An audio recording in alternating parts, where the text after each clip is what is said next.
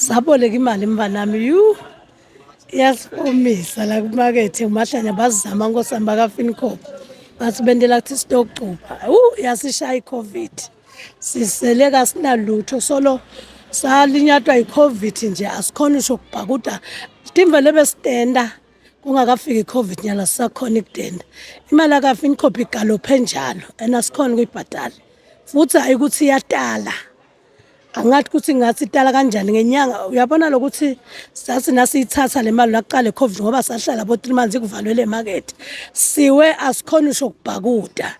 labanye abantu ababongikhuluma nje abasafunzi ngenza beCovid vele hawu Maswati lamahle njengoba nyalo Oktoba ngikhisimusi siyacela maswati lamahle kusinite nito supporta la Mahlanya market kunetimvo letishiphile nema-composter nendele nema-fruits akhona onke la khona njengoba nanje nyalo nto yakhisimusi cela limale nje nasinite nito supporta kuze sitokhona kuyakhisimusi nawu nje la sinawo botamatisi labakhwicite eSwatini bo-green pepper kuhle nje nabo anyanisi bakhona siyanicela nje maswati lamahle nito support yenu singayijabulela.